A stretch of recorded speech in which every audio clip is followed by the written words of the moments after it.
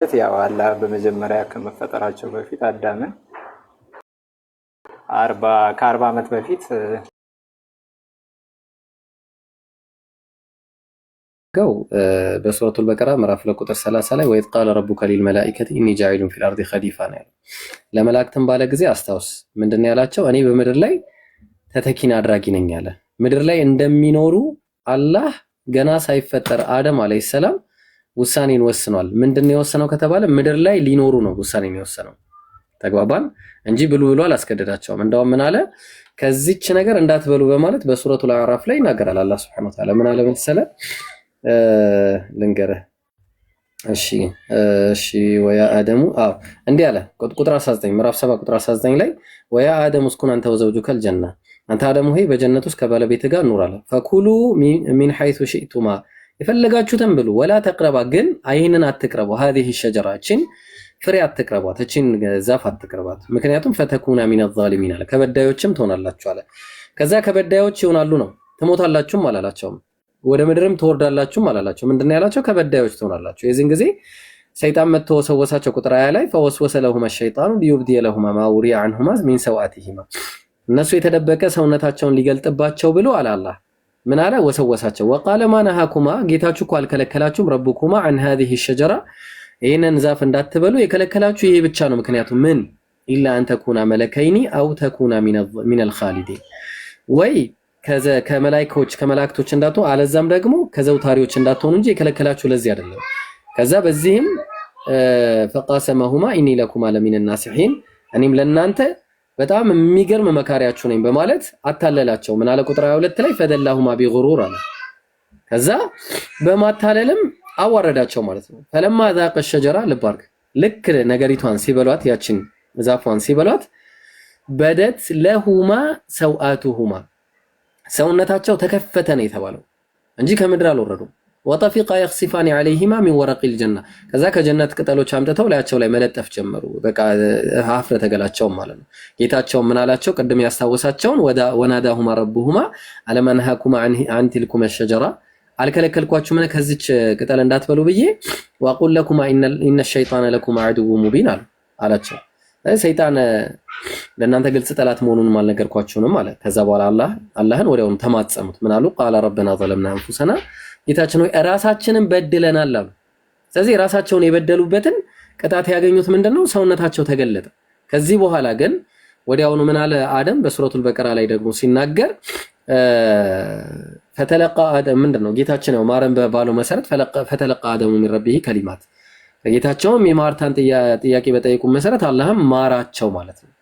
ስለዚህ ግን ቁጥር ምዕራፍ 30 ቁጥር ምዕራፍ 2 ቁጥር 30 ላይ እንደተናገረው ደግሞ መጀመሪያውኑ ለጀነት ሳይሆን ለምድር እንደፈጠራቸው ስለነገራቸው ቃለ እህቢጡ ባዕዱኩም ሊባዕዲን ዐዱው ወለኩም ፊል አርዲ ሙስተቀሩን ወመታዑን ኢላ ሒን አላቸው። ወደ ምድርም ውረዱ፣ ከዚህ በኋላ መኖሪያችሁ ምድር ላይ ነው፣ እስከ ተወሰነ ጊዜ መርጊያችሁ እዛ ይሆናል፣ ፊሃ ተሕዩና እያለ ይቀጥላል ማለት ነው። ስለዚህ ከዚህ አንፃር እንጂ በዛ ምክንያት ያው እንደ ምክንያት ሊሆን ይችላል። እንደ ምክንያት በቃ ወረዱ እንደ ምክንያት፣ ግን ዋናው ዓላማ ያ አይደለም ነው። ጄክ መጨመረው ነገር ካለ መጨመር ፈልጋል መሰለኝ። አፎን ኢምሩም ቀጥል። አይ ሐሰውን ቃንዲ ዴርቶ ጥያቄ ቃንዲ ትቀጥላለህ። በራስ ያልገባ ካለ ለጨመርና ትቀጥላለህ። መጀመሪያ ሐዲሱን አይተው ከሆነ አደም አለይሂ ሰላም ምንድነው ያለው? አተሉሙኒ አለ አምሪን ከተበሁ ላሁ ዐለይሂ አለ። አላህ በነብጻው ተወቅሰኛለህ እንዴ ያለው። አንድ ጥያቄ ልጠይቅህ ዶክተር ተጋዳሚ ወታንሳ ሙታንሳ ወገናችን ጾታ ወንድ ነው አይደል? ጾታ ወንድ ነው። አዎ። ለምን ወንድ ሆንክ ብዬ በወቅስህ እኔ ወቀሳይ ትክክል ነው? መወቀስ አለብህ በዚህ ጉዳይ? የለም። እንዲሁም አደም አለይሂ ሰላም የተፈጠረው ምን ላይ ነው? ምድር ላይ ነው። ስለዚህ መወቀስ አደም እኮ አንዴ አተልቁኝም። አደም እኮ ራሱ መለሰ። ምን ብሎ መለሰ? አላህ እኔን ከመፍጠሩ በሰው ነገር እንዴት በተወቅሰኛለህ አለ። አላህ አደም ሲያጠው እንደወሰነበት ምድር ላይ እንዲኖር ነው። ምሳሌ ሚት አድርገው አንዴ ያስተጋባ ሚት አድርገው አንዴ። እሺ ምሳሌ አምላክ አላህ ሱብሓነሁ ወተዓላ መላእክቶች የፈጠራቸው ሰማይ እንዲኖር አይደለ? ሁም ኢንደ ረቢህ ማለት የሚለው ቁርአን ሲፈጥራቸው ምን ላይ እንዲኖር ሰማይ እንዲኖር የፈጠራቸው። እንዲሁም የሰው ሲፈጠር አደም ሲፈጠር ምን ላይ የተፈጠረው ምድር ላይ እንዲኖር ነበር የተፈጠረው። ስለዚህ ወደ ምድር መጣቱ ግዴታ ነበረ። ሙሳ አለይሂ ሰላም ምን አለ? በአንተ ምክንያት ወደ ምድር መጣን ሲለው አላህ በጻፈው ነገር በተወቅሰኛለህ አለ። ለምን ጥፋተኛ አይደለም? የአደም ጥፋት አለይሂ ሰላም ምንድነው ከተባለ ፍሬውን ብቻ መብላት ሲጀመር እርግማ አይደለም። በእስልምናችን አደም አለይሂ ሰላም ከጀነት መውጣቱ እርግማ አይደለም፣ ወይም ደግሞ የሆነ ክብሩ ቀንሶ አይደለም። አላህ ይቅር ካለ በኋላ ወደ ምድር ያመጣው የአዳም ኃጢአት ምንድነው ከተባለ ፍሬውን መብላቱ ፈአሳ አደሙ ረበሁ ፈገዋ አለ። አዳም ኃጢአት ሰራ ወይም ደግሞ ስህተት ውስጥ ገባ። ስህተቱ ምንድነው ከተባለ ፍሬውን መብላቱ ነው። አምላኩን ያዘዘውን ነገር መቀረቡ ነው። ግን ምድር መምጣቱ አይቀርም ነበር። ለምን? አምላካችን ሲፈጥር ቁርአን ምንድነው ያለው? ኢኒ ጃኢሉን ፊል አርዲ ኸሊፋ፣ በምድር ላይ ምትክን አድራጊ ነኝ። በምድር ላይ። ስለዚህ አደም የተፈጠረው ምድር ላይ ነው። ማስረጃ ከፈለክ ደግሞ ያው ምሳሌ አንድ መጽሐፍ ጥቀስልኝ ይታያል ብዬ አስባለሁኝ። አንዴ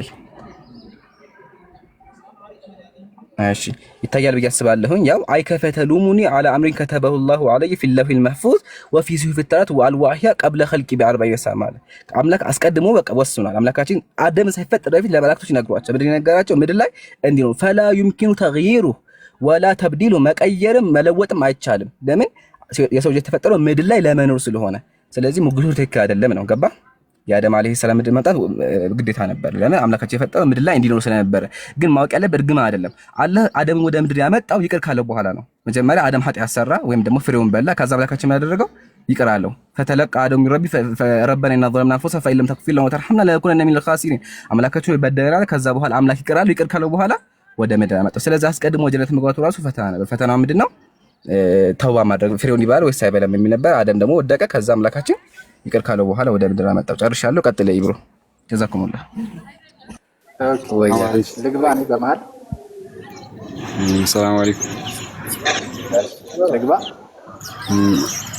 ቆይ ትገባለህ። መቀጠል እችላለሁ ኢብራሂም? እኔ ኦኬ።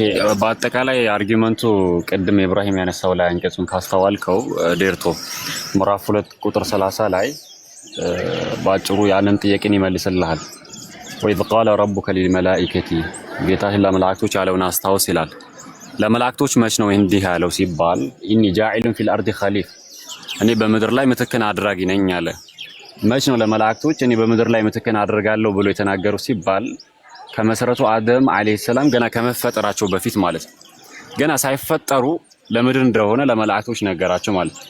እነሱም ከዛ በፊት የነበሩ ፍጥረታቶች ስለነበሩ ያንን ታሳቢ አድርገው ቃሉ አተጃዕሉ ፊሃ መን ዩፍሲዱ ፊሃ ወየስፊኩ ዲማ በማለት ያንን ሐሳብ ሰጡ ማለት ነው። ይሄንን አንቀጽ የሚያብራራልን ምንድነው? ከመሰረቱም ለምድር ነው የተፈጠረው ነው። ወደ ምድር መምጣቱ የሱ ነፃ ፍቃድ ኖሮት አይደለም ነው። በነፃ ፍቃዱ የሚመጣበት ነገር አይደለም። ማዕሲያና ሙሲባ የሚባል ነገር አለ።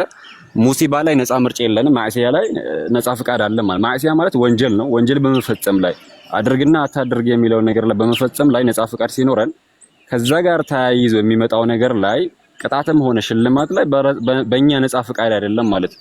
ሱነን ኢብኑ ማጃህ ላይ ምናልባት እሱን ከሆነ የጠቀስከው احتج አደም ወሙሳ የሚለው ከሆነ ቅድም ኢምራን እንዳብራራለህ ነው። ለዛም ነው ነብዩ ሰለላሁ ዐለይሂ ወሰለም መጨረሻ ላይ فحج አደም ወሙሳ አሉ።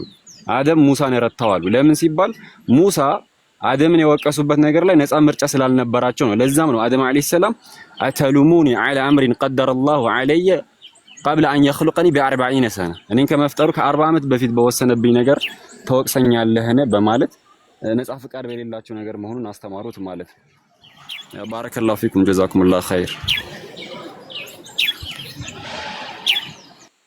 እሺ ልግባ በመሃል ግባ። አይ ለነበረው ይሄ አሪፍ መልስ ነው። እና ከዛ ባለፈ አዳምን ይቅር ባይለው ግን የት ይገባ ነበር? ጀሃነም ይገባ ነበር።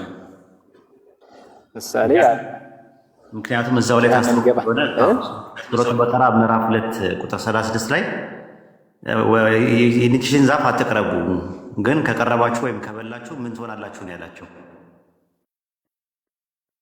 ትሞታላችሁ ትሞታላችሁ፣ ከበደለኞች ትሆናላችኋል። ከበደለኞች ደግሞ የተዘጋጀው ጀሃነም ነው። እነሱም መጨረሻ ላይ ምንድነው ንስሐ ገቡ፣ ይቅርታን ጠየቁ አላህም ማለት ነው። ባትምረን ከከሳሪዎቹ እንሆናለን ብለው ነው ያሉት። አውጣለት እስቲ ኢምራንዬ። አሰላሙ አለይኩም ወራህመቱላሂ ወበረካቱ። ኢምራንዬ ወአለይኩም ሰላም። ኡስታዝ እንዴት ነህ? ሰላም ብያለሁ። ጃክ አሰላሙ አለይኩም ወራህመቱላሂ ወበረካቱ። ሌሎቻችሁ ወአለይኩም ሰላም ወራህመቱላሂ ወበረካቱ። ኡስታዝ ሱራ ስንት ነበር? ሱረቱል አዕራፍ ምዕራፍ 7 ላይ ባትምረን ከከሳሪዎቹ እንሆናለን ብለው ያሉበት።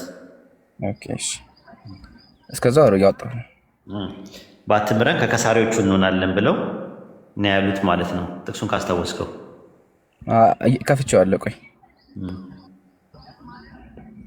ምዕራፍ ቁጥር 23 ነው። ከከሳሪዎቹ ነበር የሚሆኑት የነበረው ማለትም ያው ከከሰሩት ጀነትን የሚከስሩ ለበደለኞች ደግሞ የተዘጋጀላቸው እሳት አለ፣ እዛ ውስጥ ይገቡ ነበር። ያው በእንትን በመታዘዛቸው ባለመታዘዛቸው ማለት ይቀጡ ነበር። ይወጣው እንደዛ ነው። ጌታችን ሆይ ነፍሶቻችንን በደልን፣ ለእኛ ባትምረን ባታዝንልን በእርግጥ ከከሳሪዎቹ እንሆናለን አሉ። አላህም ይቅር አላቸው። ግን ጀነት አሁን አንተ ቀድሞ የጠቀስከው ጥቅስ ላይ ያለው ምንድን ነው? አላህ ቀድሞውኑም ወስኗል በምድር ላይ ሰዎች እንዲኖሩ።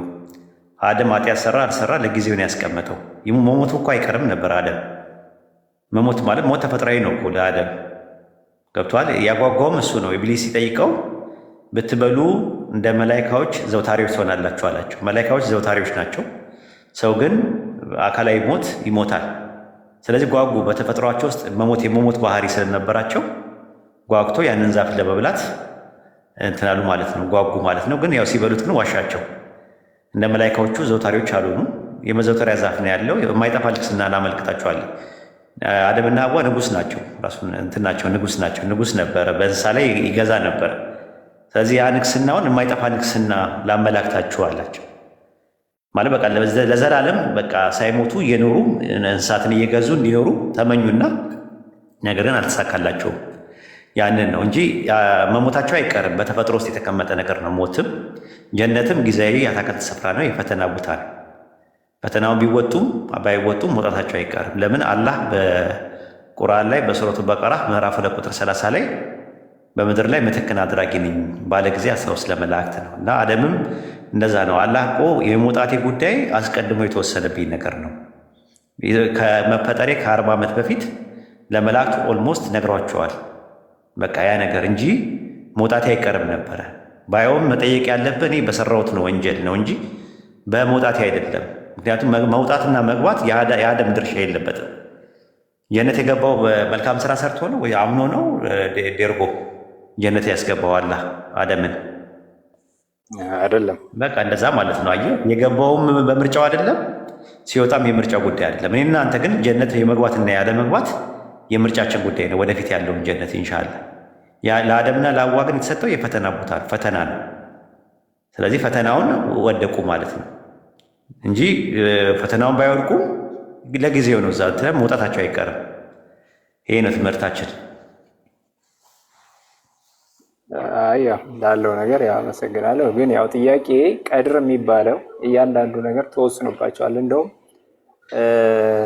ምሳሌ ገሃነምን ከሰዎችና ከጋኔን እንሞላ ዘንድ ቃላችን ከኛ ወጥቷል የሚል ነገርም አንብቤ ያለው እና በመጀመሪያ ተወስኖባቸዋል። ስለዚህ በኋላም ደግሞ ገሃነምን ሞላሽን እያለ ከሰው እንደሚያስገባባት ሁላ አስተምህሮቶች አሉ በሐዲሳት ላይ ማለት ነው። እና ይሄ ቀድር የሚባለው ነገር ካለ ሰው ልጅ ወደዛ ነገር ወደ ቅዱስ ነገር ለመመለስ ትንሽ አይዝም ወይ? እንደውም ልክ እንደ አዳም ላይ እንደመጣው ነገር በመጀመሪያ ተወስኖባቸዋል ነው። ቅድመ እውቀት ሳይሆን ቅድመ ውሳኔ ነው። እያየ ተጽፎባቸዋል ነው። ሁለት ነገር ስለምታወራ አንደኛውን ከጨረስክ በኋላ ወደ አንደኛው መሄድ ይቻላል። የውሳኔ የሚለው ነገር መጀመሪያ ልል የፈለግኩት አዳም ላይ አሁን አዳም ላይ ከ40 ዓመት በፊት ሁሉ ነገር ላይ ተቀድሯል። እንደዚህ ነው ተወስኖ ነው የመጡት አይደለም። ስለ ቀደር ስለ ተቅዲር የሚባል ትምህርት አለ በእኛ ትምህርት። ተቅዲር ማለት ያላ ችሎታና ውሳኔ ማለት ነው። እና ተቅዲሩ አም የሚባል ነገር አለ። አንተ የምታወራው ዓለም ሳይፈጠር ዘመን ሳይቆጠር በፊት አምላካችን አላህ ወደፊት ምን እንደሚሆን ስለሚያውቀው የሚያውቀውን ነገር ጽፎታል። እሱ ራሱ ቀደር ይባላል። አምላካችን አላህ ቀደር ማለት ሲምፕሊ ችሎታ ማለት ነው። ትርጉሙ ቀደረ ከሚለው ቃል ነው። አልቀዲር ያላ ስም ሁሉን ቻይ አምላካችን አላህ ዓለም ሳይፈጠር ዘመን ሳይቆጠር በፊት ወደፊት የሚሆኑት ነገሮችን በአጠቃላይ ያውቃል ብለህ ካልክ እሱ ራሱ የቀደር የመራቲቡል ቀደር የሚባለው መጀመሪያ ኢልም ነው።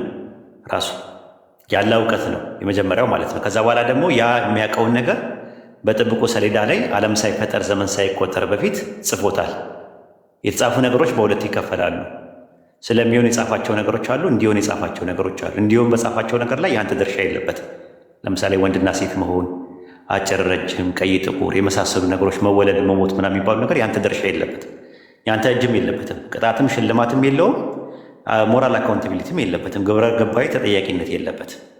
ግን ስለሚሆን የጻፈው ነገር ላይ የአንተ ድርሻ ያለበት ነገር ነው። ቀደር የሚባለው ነገር ከዊኒና ሸርዒ ተብለው ለሁለት ይከፈላሉ። ከዊኒ የሚለው ነገር እንትን አይደለም፣ ራሱ ቴዎሎጂካል ዲተርሚኒዝም አይደለም፣ ኮዛል ዲተርሚኒዝም የሚባለው ማለት ነው። ራሱ ኮዛል ዲተርሚኒዝም ምንድን ነው? የአንተ ምርጫ የሌለበት ነገር ነው። በቃ ቀጭን፣ አጭር፣ ረጭም ምናምን ነገር የሚባሉ ነገሮች አንተ የማትፈልጋቸው ነገሮች፣ ሳትፈልግ ተገደም የምትደረጋቸው ነገሮች አሉ። ብለድ ሰርኩሌሽን የመሳለው ጨጓራ ምናምን የመሳሰሉ ነገሮች ስራቸውን የሚሰሩት አላህ ቀድሮት ነው። አይሰራም ብለህ ብትል ትሞታለህ። ይሄ እንዲሆን የጻፈው ነገር ነው ማለት ነው። ስለሚሆን ደግሞ የጻፈው ነገር ቀደር ሸርዒ ይባላል ማለት ነው። ሸሪዓውን መሰረት ያደረገ ይሄ ነገር ሐላል ነው፣ ይሄ ነገር ሐራም ነው፣ አንተን የሚያስጠይቅ ነገር ፈቃድ ሰጥቶ ለአንተ ወስኖ የሰጠ እሱ ነው። ዓለም ሳይፈጠር ዘመን ሳይቆጠር በፊት ሰዎች ምርጫቸውን እንዲጠቀሙ ምርጫ እንደሚሰጣቸው ጀነትና ጀሃነም እንደሚፈጥር አስቀድሞ ወስኗል። ግን ከሌ የሚባል ግለሰብ ግን ይህንን ከሌ ጀሃነም አስገባዋለሁ ብሎ ካለ ያንተ ምርጫ የለበትም ማለት ነው። እንደዛ ነገር የለም በኢስላም አስተምሮት ውስጥ። በኢስላም አስተምሮት ውስጥ ያለ እውቀት አለ፣ ቅድመ ውሳኔ የሚባል ነገር አለ። ቅድመ ውሳኔ በቅድመ እውቀት ላይ ቤዝድ ያደረገ ነገር አላህ እንትን ያለው ይህንን ነው። መጀመሪያ ያለውን ነገር እንመልስልህና ከዛ በኋላ ይሄ ዓለም ሳይፈጠር የቀደር የሚባለው ነገር ውሳኔ ምንድን ነው የሚለውን ነገር ዲተርሚኒዝም የሚባለውን ነገር እናየዋለን። ሰፋ ያለ ነገር ስለሆነ ማለት ነው። በሱረቱል አዕራፍ ምዕራፍ 7 ቁጥር አይ ቲንክ 179 ላይ ሲናገር ምንድን ነው የሚለው? ከሰዎችና ከጂኒዎችን ለጀሃነም ፈጠርን በሚለው ነገር ላይ ለጀሃነም ፈጠርን በሚለው ፈጠርን የሚለው ቃል ዘረእና የሚለው ጃአልና በሚል ይመጣል፣ አደረግን በሚል ይመጣል። በቁርአን ኸለቀ የሚለው ቃል ጃአለ በሚል ይመጣል። ለዛ ነው ብዙ እንግሊዝኞችን በተመለከታቸው we have made የሚል ነገር አለ፣ አደረግን ይላል። አምላካችን አላ ከሰዎችና ጂኒዎችን ለጀሃነም አደረግን አይደለም የሚለው፣ ከሰዎችና ከጂኒዎች ብዙዎችን ለገሃነም አደረግን ነው የሚለው። እነማንን ነው የሚያደርገው ብለን ስንል እዛው ጋር ይነግርሃል። ለእነርሱ በእርሷ የማያውቁባት ልቦች አሏቸው፣ ለእነርሱ የማያዩባቸው አይኖች አሏቸው፣ የማይሰሙበት ጆሮች አላቸው። እነርሱ ምንድን ናቸው አለ? እንደ እንስሳ ናቸዋል። ይልቁንም እርሱም በጣም የተሳሳቱ ናቸው፣ እነዛ ዘንጊዎች ናቸዋል። ለምንድን ነው እንደ እንስሳ ናቸው ያለው ሲባል ሱረቱል በቀራ ምዕራፍ 2 ቁጥር 171 ላይ የእነዛ የካዱ ሰዎች ምሳሌ እነዚያ ድምፅን ጥሪ በማይሰማ እንስሳ ቢጤ ነዋል። ስለዚህ አሁን ስለ ካዱ ነው አየው፣ የካዱትን ነው ገና ከሰዎችና ከጂኒዎች የካዱትን ነው። በሱረቱ ሐቃ ምዕራፍ 46 ቁጥር 26 ላይ እንደዛ ለእነሱ መስሚያና ማያ ልቦች አደረግንላቸው፣ ነገር ግን መስሚያና ማያ ልቦቻቸው ከእነርሱ ምንም አልጠቀሟቸው። ለምን? በአላህ አንቀጾች ይክዱ ነበሩናል። በእነሱ ላይ ይሳለቁበት የነበሩ ቅጣት ወረደባቸዋል። ስለዚህ እነዛ ለጀሃነም የተደረጉት ሰዎች ለጀሃነም አላህ የሚያደርጋቸው ሰዎች እነማን ናቸው? እነዛ የካዱትን ብሎ ነው ያስቀመጠው።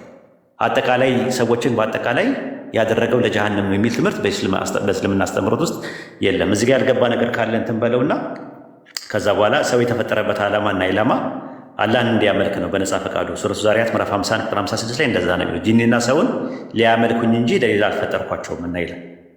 እና እንትኖቹን የግራማቲካሊ ሴቲንግ እና እንትኖች አሉ። ሰፋ ያለ እውቀት የሚፈልግ ነገር ነው። እንደ ጥያቄ መጠን ሰፋ ያለ እዚህ ላይ ማብራሪያ ከፈለግ አሁንም ላብራራልህ እችላለሁ ማለት ነው። ወንድሞችም ይጨምሩልሃል። ግልጽ ነው እንትኑ ዴርቶ ያው እንደ ሃይማኖታቸው የገለጽክበት ያው እኛም ማንረዳበት አይነት ነገር ቢመስለኝም ጠይቃይ ማለት ፕሊስ ዳጎስ ያለ መልስ ሰጣለን። ገሰረት ሆነማ እንድትወጣ አንፈልግም። ዝም ብሎ ከፈለግ ተቀበል አይደለም። ራሱ እንትን በለን አመራምረን እኛንም ጥያቄ በጠየቀን ቁጥር እውቀታችን እየጨመረ ይመጣል። በጣም ነው ደስ የሚለን ራሱ እና ፕሊስ እሱ ላይ ያልተመለሰ ነገር ካለ በደንብ ማድማት ነው የምንፈልገው። ለእኛ የሚጠቅመን ያ ነው። ያንተ መጠየቅ ለእኛ ጥቅም አለው። ፕሊስ እሱ ላይ አድማውና ጠይቀን ካፈለግ ያልተመለሰልን ነገር ካለ ቅር ብሎ መውጣት የለብን። መልካም ያለው ነገር ምን መሰለህ፣ ነፃ ፈቃድ ተሰጥቷል ከተባለ ቅድመ ውሳኔ ሊኖር አይገባም የሚል እሳቤ አለ። አንደኛ ደግሞ እውቀቱም ምሳሌ እኔ እንደምጸድቅና እንደምቆነና አላህ ያውቃል አያውቅም? ምሳሌ ማለት ያውቃል። የሚያውቅ ከሆነ እውቀቱን መቀየር እችላለሁ። ያለ እውቀት እኮ አጠቃላይ ነው። ለምሳሌ ማወቁ ላይ ችግር አለብህ ማለት ማወቅ አምላክ ፈጣሪ አስቀድሞ ማወቁ ላይ ፕሮብሌም አለ አንተ ጋር።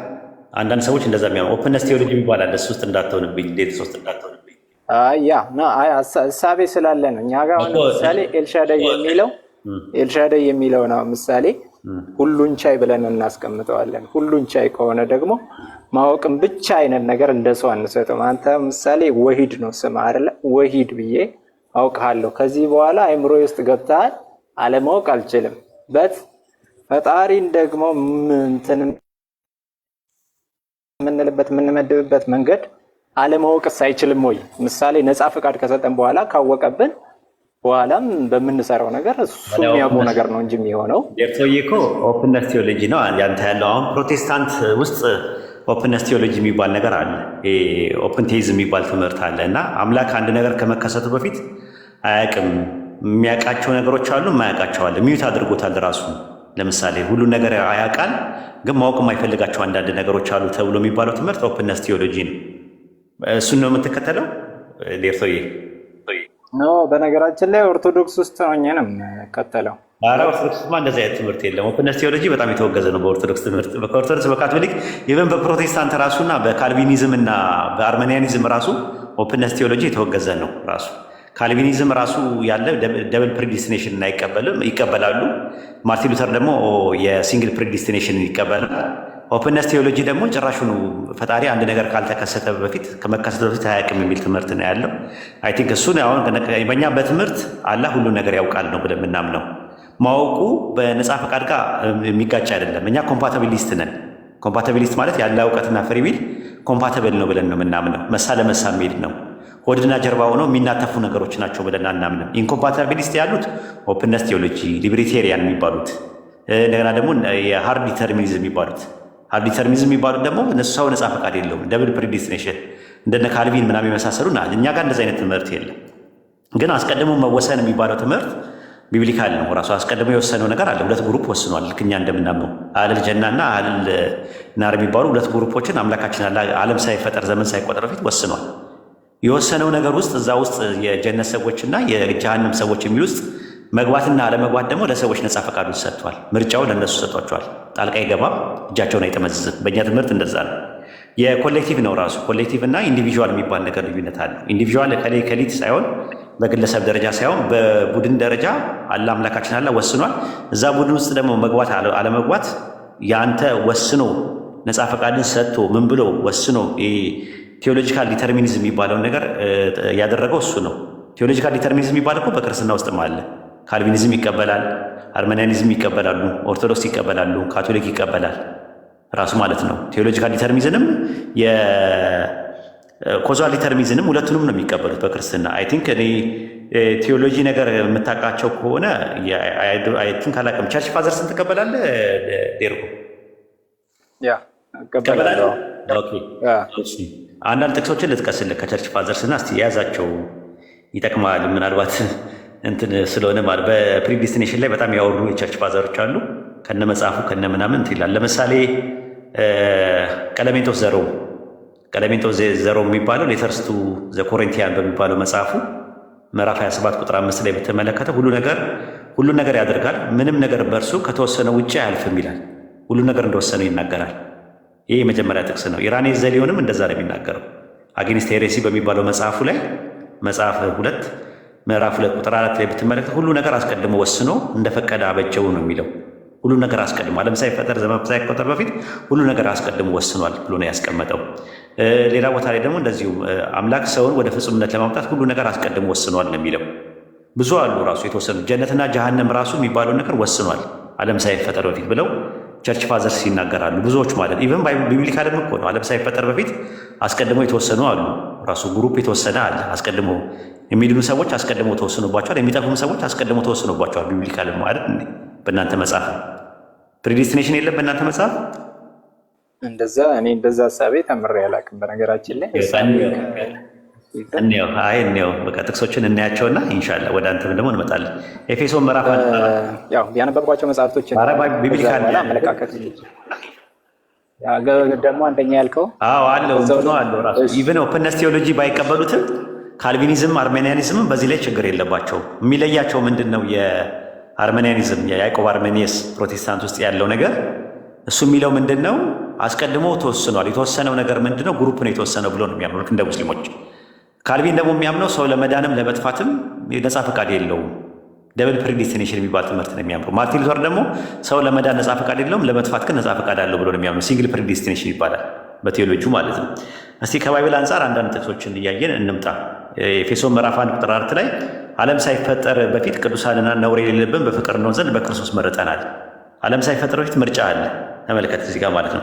ሁለተኛ ጢሞቴዎስ ምዕራፍ 1 ቁጥር 9 ላይ ይህም ጸጋ አለ ከዘላለም ዘመናት በፊት በክርስቶስ ኢየሱስ ተሰጠናል።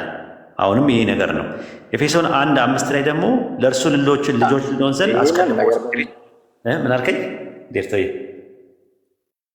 ምን አልከኝ? በነገራችን ላይ ቅዱሳን ተመርጠዋል የሚል እሳቤ አለ። እንደዛው ግን ለገሃነም የተመረጠዋል የሚል ቆይ እንመጣበታለን። መወሰንስ ቅዱሳን መወሰን አስቀድሞ የወሰነው ነገር የለም። አማኞች ለቅዱሳን ተወሰነ አለ። ስለዚህ አማኞች አማኞች አሁን ማለት አማኞች እንደሚድኑ አስቀድሞ ተወስኗል። ወንደርፉል እንደሚድኑ ነው። ኦኬ ታዲያ ከተወሰነ እነዛኞቹ ምን ሆነዋል? እነዛኞቹ የሚጠፉትስ? ያ የተወሰነላቸው አሉ። አሁን ምሳሌ 12ቱ ደቀ መዛሙርት አሁን ኢየሱስ ክርስቶስ እንደሚከተሉ ያንን ነገር የመረጣቸውን ወሰናቸው። የወሰናቸው አይደለም ዓለም ሳይፈጠር እኮ ነው የምጠይቅህ። ዓለም ሳይፈጠር ነው እሱ ኢየሱስ ነው የመረጣቸው። ኢየሱስ ዮሐንስ ወንጌል 13 ላይ የምታወራው ኢየሱስ ሲመለምል አስቀድሞ ነው የመረጥኳችሁ የሚለው ማለት ስለ ምርጫ አይደለም የጠየቁት። ዓለም ሳይፈጠር ዘመን ሳይቆጠር በፊት ሮሜ 8:29 ላይ 8:29 ታዲያ የሚያወራው እኮ ስለ አማኞች ነው እኮ የሚያወራው። አስቀድሞ የወሰናቸውን የሚለው ዓለም ሳይፈጠር ነው አይደል የተወሰነው። የሚድኑ ሰዎች ሳልቬሽን የሚያገኙ ሰዎች አስቀድሞ አልተወሰነም ወይስ ተወስኗል? ተወሰነ። መጠራት እንጂ መወሰን አይደለም። ያው ሮሜ 8:8 እንደዛ ነው የሚናገረው። አስቀድሞ ያወቃቸውን የልጁ መልክ እንዲመስሉ አስቀድሞ ደግሞ ወስኗልና አለ። ይኸው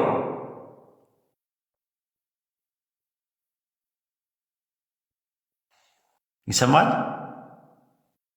ይሰማኛል። አስቀድሞ ይላል። አስቀድሞ ያወቃቸውን የልጁ መልክ እንዲመስሉ አስቀድሞ ወስነዋልና ይላል። አስቀድሞ ወስነዋልና ፕሪዲስት አድርጓል። ያ አሁን ለቅዱሳን ነው የምለው። አንድ ለቅዱሳን ነው እያልኩ ያለው ችግር የለውም። ነገር ግን ኃጢአተኞችን በደለኞችን ቢሆኑ አልመጣሁም። መወሰን የሚባል ነገር የለም ትላልክ ነው። ኃጢአተኞች ጻድቃንን እንደሚያድናቸው አስቀድሞ ወስኗል ወይስ አልወሰነም ነው ጥያቄው። ችግር የለውም። ወስኗል። በቃ ጥሩ ነው። በጥቅስ እናስደግፈው። ሮሜ 8:30 ላይ አስቀድሞ የወሰናቸው እነዚህን ደግሞ ጠራቸዋል። እነማንን የጠራቸው? ቅዱሳንን። ኦኬ ጥሩ። የሚጠፉ ሰዎችስ?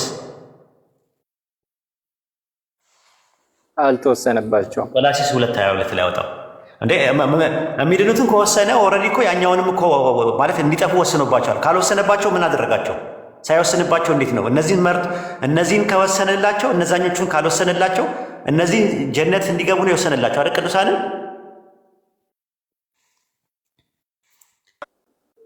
ዴርቶ ጀነትም ሳይሆን ያው መንግስተ ሰማያት ተብሎ ነው የሚታሰበው። እንዲድኑ ወስኖላቸዋል ቅዱሳንን አይደለ? እንዲድኑ ምንድን ነው የወሰነላቸው? እንዲድኑ አስቀድሞ ወስኖላቸዋል ቅዱሳንን አይደለ? አሁን እንዳልከኝ ከሆነ ወሰነላቸው የሚል የመዳንን መንገድ ሊያሳያቸው ሊያሳውቃቸው ለዚህ ሰዎች ምን ሰጥቷቸው ያ ወስኖላቸዋል። እንደዛ ልክ ዮሐንስ ወንጌል 1:10 ላይ መግባባት እንደምትመለከተው ኔትወርክ ነው። በጣም እየተቸገርኩኝ ነው ያለሁት። ሊሆን ይችላል ብቻ ኔትወርክ ነው። እየቆየ ነው የሚደርሰኝ። እኔ የጠየቁት ጥያቄ ከባድ ነው። እስቲ ለ15 ሰከንድ ያክል እንትን አድርገው ፍላይት ሞድ ላይ አድርገው። አሪፍ ነጥብ ላይ እያወራን አሁን አይሰማም። አሁን ነው ትቆራረጣለህ። እየቆየ ነው የምታወራው። እንትን ይላል እኩል አናወራም። እየቆየ ነው የሚደርሰው። እንደዛ ነው አይደለ? ኡስታዝ ያንተ ኔትወርክ ይሆናል ወይ ሪፖርት ሊሆን ስለሚችል ታፕ ታደርጉ። የማንኛ ነው የኔ ነው ችግሩ እሱ ጋር ነው ያለው። እኔ እንጃ መለየት ከበደኝ። ግን ኡስታዝ ካንተ መሰለኝ እኔም ጋር እየረበሸኝ ነበር ቅድም። የሱ ይረብሻችኋል? አይ ሪፖርት ሊሆን ይችላል። ታፕ ታደርጉላችሁ። ሚውት ሲያደርግ ይስተካከላል። እሺ ኤኒዌይስ ቀጥል። ሁለቱም ኦኬ እስቲ ዴርታው አቤት አቤት፣ አይሰማም? አዎ አስቀድሞ የወሰነው ቅዱሳንን እንደሚድኑ አስቀድሞ ወሰነላቸው። ይሄ መንገዱን ነው። ያው ምንም ይሁን ዋቴቨር ግን ዓለም ከመፈጠራቸው በፊት ወስኖላቸዋል አይደለ? ቅዱሳንን መንገዱን ነው። በቀናችሁ መንገድ ሂዱ እኮ ወስኖላቸዋል እኮ ነው። አሁን በቀናችሁ መንገድም ይሁን በምንም ይሁን ብቻ ጀነት እንደሚገቡ የመዳኛውን መንገድ ተወስኖላቸዋል። መቼ ነው የወሰነው?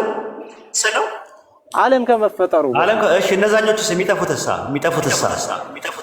እነሱም ደግሞ መንገድ አላቸው። ያ ይሄ ግን የተወሰነላቸው የድህነቱ መንገድ ነው። ገባኝ። እነዛኞቹስ ለሚጠፉትሳ አልተወሰነላቸው? ተወስኖላቸዋል። የሚድኑበት መንገድ የሚጠፉበት መንገድ። ስለዚህ ተወስኗል። ታዲያ እኮ አስቀድሞ ተወስኖባቸዋል ሳይሆን ተወስኖላቸዋል ነው። ተወስኖላቸዋል ነው እንጂ ተወስኖባቸዋል አይደለም እኮ። ያው እኮ ነው። በእንግሊዝኛ አድርግልኝ እስቲ እሱ ሁለቱም አድርገው ነው ራሱ ወይ ይፈረድላልና ተወስኖላቸዋል አንድ ነው እኮ። ይፈረድላልና ይፈረድባል። ፍርድ ነው ሁለቱም አይደል እንዴ? ፍርድ ነው ሁለቱም አይደለም። ይፈረድላልና ይፈረድባልማ የተለያየ ነው። ሁለቱም ፍርድ ውስጥ ነው ያለው እኮ። አይ ሁለቱም ፍርድ ውስጥ ነው ያለው። ኢየሱስ ሲመጣ ይፈርዳል። ትክክል። አዎ ይፈርድልሃል። ለአማኞች ይፈርድላቸዋል፣ ለካህዲዎች ደግሞ ይፈርድባቸዋል። ሁለቱም ምንን ያቀፈ ነው? ፍርድን ነው። ፍርድ ነው። ልክ እንደዛ ሁሉ ሁለቱንም የሚጠፉትም የሚደኑትን ሁለቱም ምንድን ነው? ምን ውስጥ ነው የሚካተተው? ፕሪዲስቲኔሽን ውስጥ ነው አይደለም? እኔ አሁን እንግሊዝኛው